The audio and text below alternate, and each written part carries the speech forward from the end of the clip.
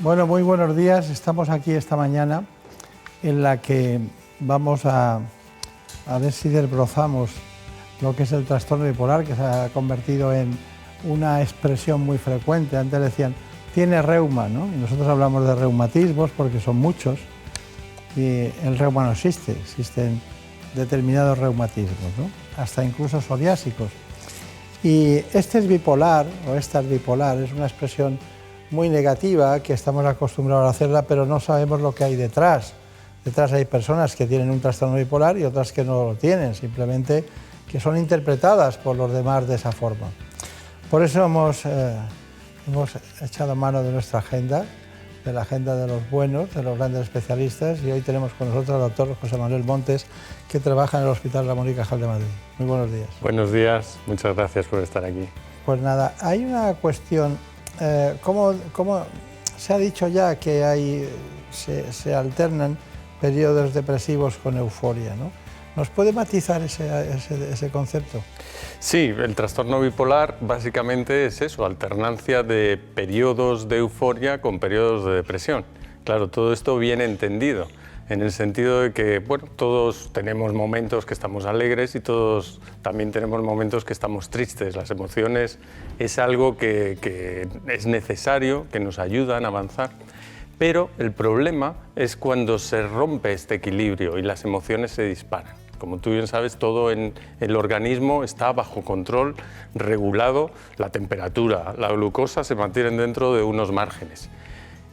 Cuando se dispara la alegría, si normalmente tendemos a normalizarla, incluso cuando nos dicen que una noticia maravillosa, al final bajamos, o una situación muy triste, al final remontamos. El problema del paciente con trastorno bipolar es que no remonta, esa emoción se dispara. Yo les suelo explicar que les falla el termostato de la temperatura que regula la temperatura de esta sala, se va disparando y al final llega a la manía, si es por arriba, o a la depresión profunda por abajo.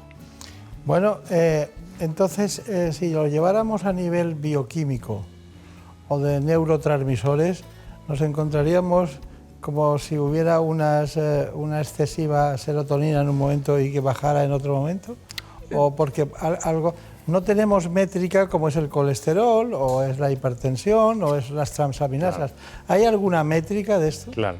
Ese es el problema, que todavía el cerebro es un organismo muy complejo que no lo conocemos. Cada vez conocemos más, conocemos algo de los neurotransmisores, pero sería una explicación muy sencilla y superficial. Es algo mucho más profundo que afecta a estructuras de las emociones, a muchos de los componentes de las estructuras del cerebro, y no podríamos establecerlo así. Cada vez tenemos más herramientas y tenemos incluso pruebas de neuroimagen que nos permiten ver cómo va variando esto. Todavía no es diagnóstico, pero la realidad es que cada vez vamos a poder diagnosticarlo mejor, sobre todo desde el punto de vista clínico. Yo creo que lo fundamental es quedarnos con la idea de que es una enfermedad del cerebro, que afecta al cerebro. Y eso es un paso muy importante, porque hay personas que todavía no saben lo que es una enfermedad mental, piensan que es algo que está en la entelequia de algún lugar de su esencia, ¿no? Y sin embargo está ahí, porque es el producto de la mente. Las enfermedades mentales son enfermedades del cerebro que afectan a nuestras funciones superiores, en este caso las emociones. Ahora hablaremos de eso porque me parece que usted y yo vamos a discutir hoy positivamente, ¿no?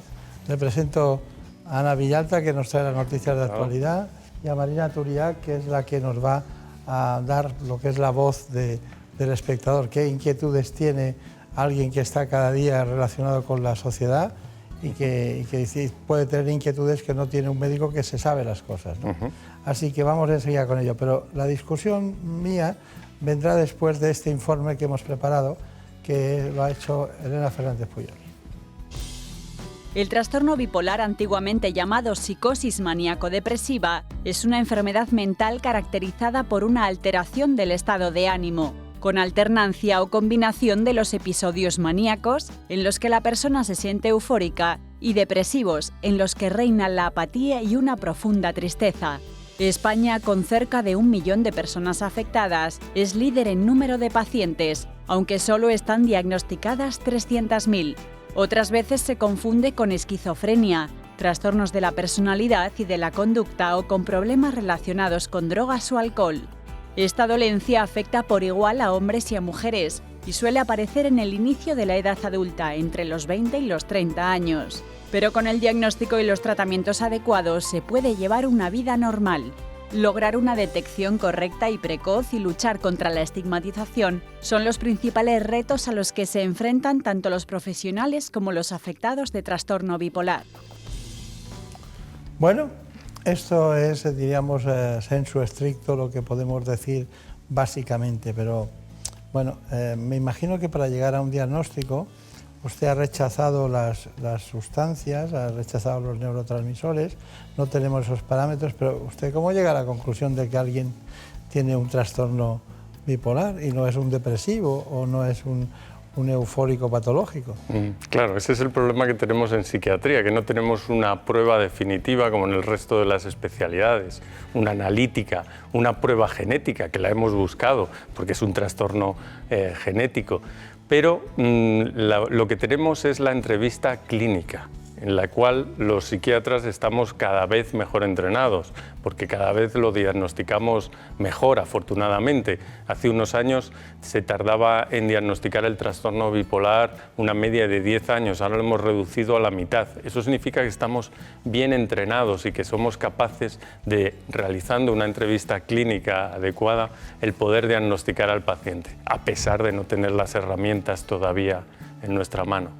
Claro, pero ha habido expertos y algunos textos que indican que hay un trastorno bipolar tipo 1 y otro tipo 2. ¿Qué quiere decir eso? Sí, en el vídeo se ha comentado que se diagnosticaba mal en muchas ocasiones, que se confundía con otras patologías. El tipo 2, sobre todo, con el que más se confunde es con la depresión. La depresión normal, la que llama las personas, tengo una depresión y me ponen unos antidepresivos. Cuando es recurrente, es muy frecuente que pertenezca a lo que llamamos el espectro bipolar, al tipo 2, que sería la presencia sobre todo de depresiones y algún periodo de euforia que no alcanza un nivel muy alto. Es lo que llamamos la hipomanía. La hipomanía es un periodo de mayor funcionamiento, incluso a veces de mayor capacidad para relacionarte, de un periodo donde duermes menos, trabajas más. Y este sería el tipo 2, frente al tipo 1, donde ese episodio de euforia ya se sale de la realidad y normalmente lleva a la necesidad de ingreso porque el sujeto está fuera de control, ¿no? ¿Por qué acuden a la consulta si es que acuden? Porque hay muchos que no acuden. No, claro. ¿Por qué acuden a la consulta? Sobre todo por depresión. Claro. La sintomatología depresiva, por otra parte, es la más frecuente. Tienen más, en general, más periodos de depresión y son más difíciles de tratar. Es más complicado. No es igual una depresión llamada unipolar que la depresión bipolar. Es mucho más difícil porque también los antidepresivos lo único que van a hacer a veces es inducirles el viraje hacia el otro polo y vuelta a empezar, ¿no? Claro, con lo cual... Claro. Luego hablaremos de los maníacos, en qué mundo están y en qué consisten ese tipo de manías. Bueno, hemos dado también la información sobre una medicación, concretamente contra la esquizofrenia, un nuevo medicamento que era parecido. Bueno, es un medicamento que desde luego, como todos los avances, permiten que sean fármacos más eficaces, sobre todo el espectro de acción, en este caso de la esquizofrenia, y también mejor tolerados. Son fármacos, a veces también los que utilizan en la esquizofrenia, se utilizan también en el trastorno bipolar. Y es cierto que aunque este no sale con la indicación en concreto, pues probablemente ya hay ensayos que demuestran eficacia en fases depresivas o incluso maníacas. Eso a veces confunde a los pacientes porque le dicen, doctor, me han mandado algo para la esquizofrenia y yo no tengo esquizofrenia o no tengo psicosis. Y es cierto, pero la realidad es que muchos de estos fármacos también funcionan y afortunadamente va avanzando el tratamiento del trastorno bipolar también. Tampoco la gente pensaba que el Botox iba a servir para la estética, ¿no? Exacto. Y para migraña, ¿no? Sí. Que son temas tan contrapuestos que... Y también para la depresión. Hay un ensayo que mejora, ¿no? Pero bueno. Bueno, son muchas cosas que, bueno, cuando se encuentra una medicación concreta, salvo las más específicas de la insulina para la diabetes o la serotonina para personas que tengan depresión, pues no hay muchas cosas, ¿no? Claro. Que al final son muy útiles en el organismo. Bueno, hemos estado con la Asociación Bipolar de Madrid hemos visto un taller cómo funciona, allí ha estado Elena Fernández Puyol, pero luego iremos con las preguntas que tiene Marina Turiac, a ver si nos da luz, y sobre todo aquellas personas que están inquietas con este tema. Vamos con el taller concretamente de la Asociación Bipolar de Madrid. La Asociación Bipolar de Madrid se fundó hace casi 25 años y es una de las que reúne en España a más personas con este trastorno. En ella se celebran a diario varios talleres y actividades. Los objetivos de las actividades que realizamos en la Asociación Bipolar de Madrid es que ellos vuelvan a su rutina habitual, que tengan relaciones sociales porque muchos las han perdido, se generen una agenda para estructurarse una serie de cubrir ese tiempo que tienen. En muchas ocasiones algunos han pedido la incapacidad porque no pueden trabajar y con estas actividades se cubren. Y aparte también de tener un sentimiento de pertenencia y una casa donde sentirse escuchados y comprendidos. Uno de estos talleres es el de radio. Lo imparte semanalmente un afectado experto en el medio. Estáis aquí en Radio Péndulo, la radio de la Asociación Bipolar de Madrid. Aquí tenemos a Alejandra, a Carmen y a Javier, y hoy vamos a preguntar qué tal habéis tenido la semana. Este taller de radio está concebido para dar visibilidad a la enfermedad y que sea un punto de encuentro de todos los afectados. Perder el miedo a hablar en público, aprender a expresarse y sentirse comprendidos son algunos de los objetivos. El venir a la asociación y a talleres como este me aporta el poder expresar mis sentimientos y estar con personas que tienen la misma enfermedad que yo. Pues la asociación me aporta poder hablar con gente que tenga un problema parecido al mío. No somos todos iguales, pero sí que nos hemos enfrentado a cosas parecidas, y es el sentirte que no vas a ser juzgado y que hay gente que te entiende porque ha estado en tu misma situación, y es lo que más me aporta la asociación y el venir aquí. La radio se convierte en una terapia para dar voz a los afectados de trastorno bipolar. Bueno, ya hemos visto estos talleres, cómo funcionan. Marina Turiac, ¿cuáles son las preguntas que crees que le pueden interesar a los espectadores? A mí me ha quedado la duda de si las mujeres somos más propensas a sufrir este trastorno por los cambios hormonales que soportamos o no tiene nada que ver. No, la proporción es igual en varones que en mujeres, un poquito más en el tipo 2, pero despreciable. Lo que sí es cierto es lo que he comentado un poco al principio, que el cambio de emociones es algo normal. Hay que distinguirlo del trastorno bipolar. Los cambios hormonales generan cambios en las emociones.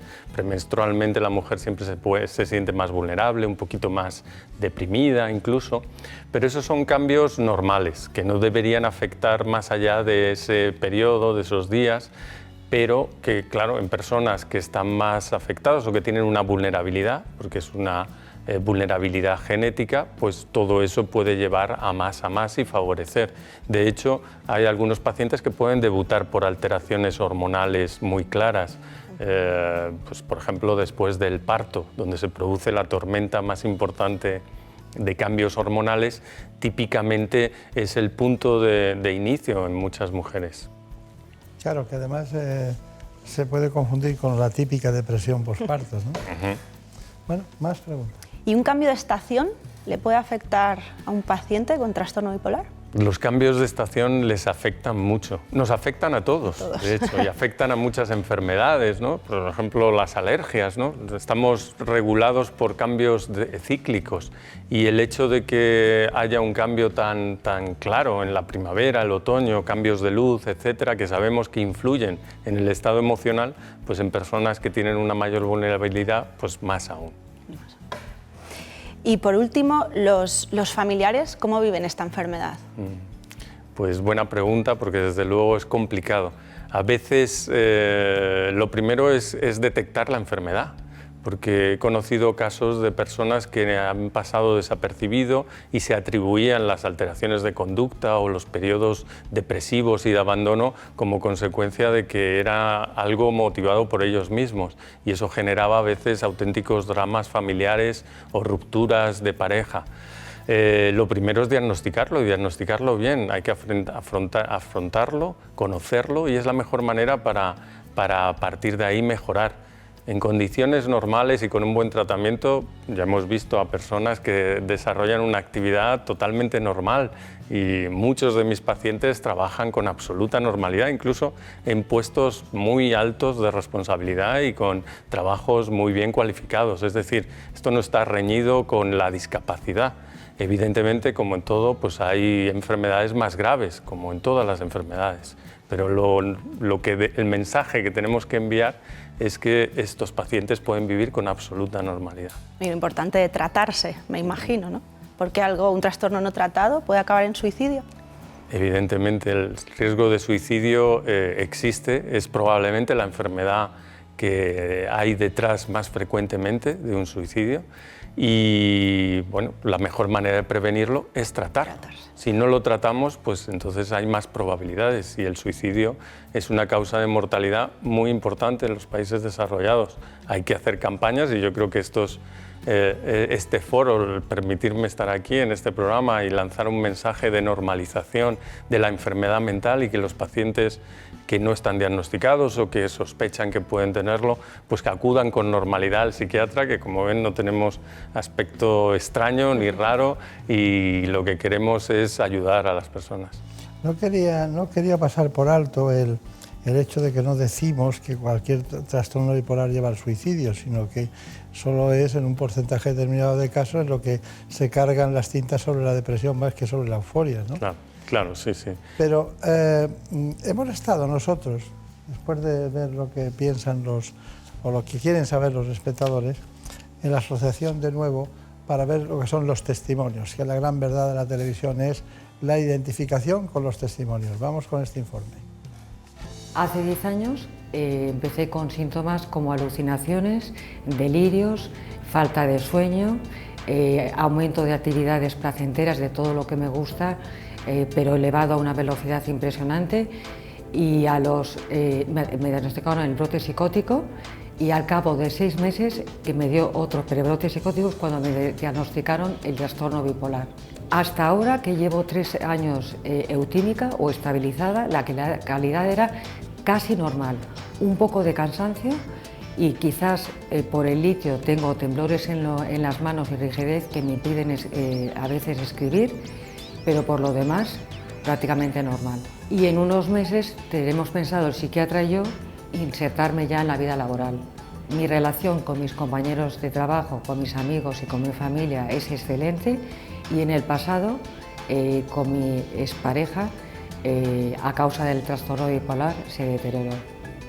Pues cuando tenía 17 años, en primer bachillerato, tuve un episodio de agresividad con un compañero, me enfadé mucho con él, mis padres se preocuparon, me llevaron al hospital y de primeras no se me dijo mi diagnóstico 100%, pero sí que se sabía o me dijeron que probablemente era bipolar y empezaron a darme medicación para gente bipolar, y ya al cabo de 1 año, 2 años o así es cuando ya me confirmaron que 100% seguro yo era bipolar, pero era algo que yo ya sabía porque lo sentía, vaya. Pues mi calidad de vida creo que es muy buena, tengo vida social normal, vivo con mi novio desde hace un tiempo y estoy en 4º de carrera y estudio periodismo. No creo que sea un impedimento el ser bipolar en tener una vida pues, normal o bastante buena. Yo a una persona que esté en mi misma situación le diría que aparte de dejarse ayudar por profesionales, tiene que en primer lugar aceptar que tiene la enfermedad y tomar él mismo las riendas de la enfermedad, con herramientas día a día luchando para lograr la estabilización. Gran trabajo de nuestros compañeros, de Elena Fernández Puyol, en este asunto del testimonio. ¿Qué le ha parecido a usted? Pues muy bien, muy adecuado y bueno, algo que... ¿no? Sí, efectivamente, me agrada mucho pues ver a personas que están ahí dando la cara y mostrando su normalidad, ¿no? Que eso sería lo suyo, que muchas de las personas afectadas pues pudieran decirlo y que viéramos todos, la sociedad, que el tener una enfermedad mental como el trastorno bipolar no está reñido con la normalidad. ¿Hay algún medicamento, alguna medicación o algún tipo de psicoterapia o ayuda cognitiva con las personas que tengan alteraciones del estado de ánimo? Sí, bueno, en trastorno bipolar desde luego tenemos que utilizar primero el tratamiento farmacológico, esa es la base, ¿no? Y luego nosotros hacemos programas de lo que se llama psicoeducación, que es el empoderar al paciente dándole el conocimiento máximo posible de la enfermedad, de qué se trata, cómo se produce, cuáles son las posibles causas, cómo pueden detectar incluso los inicios de los primeros síntomas de la recaída para evitarla cuanto antes, qué pautas de vida deben de seguir para ayudarse a estar mejor, etcétera, etcétera. Y todo eso les ayuda pues, a tener ellos mismos una herramienta propia para detectar la recaída y así poder evitarla, y por lo tanto la evolución es mucho mejor. Bien, nosotros hemos trabajado también una forma de entender esta patología con la estigmatización. Nos han apoyado algunos profesionales y pacientes que dan su opinión sobre este asunto. Vamos a verlo. En la actualidad sigue existiendo una estigmatización respecto a la enfermedad mental porque se siguen aplicando conceptos antiguos, ¿no?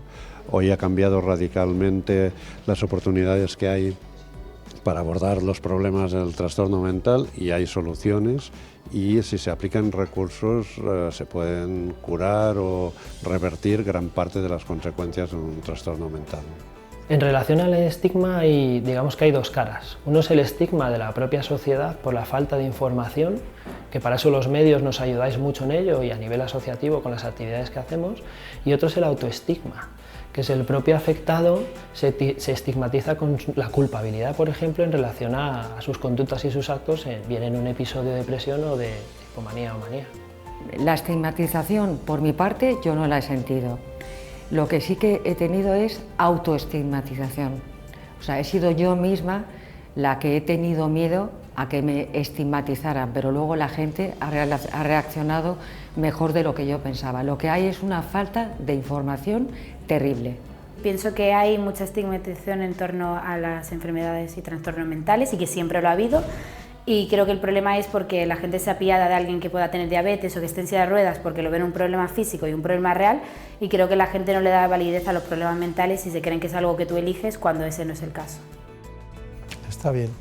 Bueno, Marina Turiac, antes de las conclusiones de nuestro especialista invitado, ¿tienes algo que preguntar más? Cuando hablamos de esta enfermedad, yo pienso en el alma, es decir, esta enfermedad está en el cerebro. Si nos hiciéramos una resonancia magnética, ¿encontraríamos algún aviso de que podemos ser propensos a sufrirla? Como hemos dicho antes, es complicado todavía tener herramientas claras de diagnóstico, pero sí que cada vez más estamos utilizando resonancia magnética funcional, donde vemos las alteraciones que se producen durante la manía y la depresión y podemos detectarlas.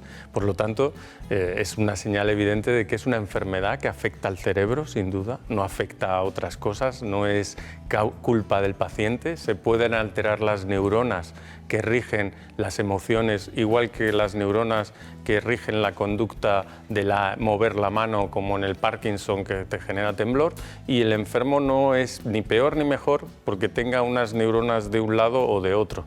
Es simplemente una enfermedad cerebral y por lo tanto así hay que tratarla y concebirla. Está bien.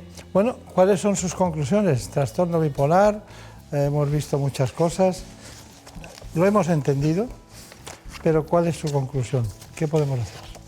¿Qué podemos hacer? Pues yo creo que esto que hemos hecho aquí es un paso muy importante y así os lo agradezco y supongo que la asociación así también os lo ha transmitido, porque el estar en los medios, dar la información desde los medios, una información veraz, real, normalizar el trastorno bipolar, la enfermedad mental, yo creo que es un paso fundamental de que hará que la sociedad pueda entenderla mejor, no se produzca la estigmatización y que cuando un paciente sienta que tiene algunas molestias que pudieran ser relacionadas con el trastorno bipolar, pues acuda con normalidad al psiquiatra y se ponga en tratamiento y no, por desgracia, todavía tenga que pensar que, oh, qué horror, que tengo una enfermedad mental, que me han dicho que puedo tener trastorno bipolar y mejor huyo de ella e incluso no me trato porque además pienso que el tratamiento va a ser peor que la enfermedad.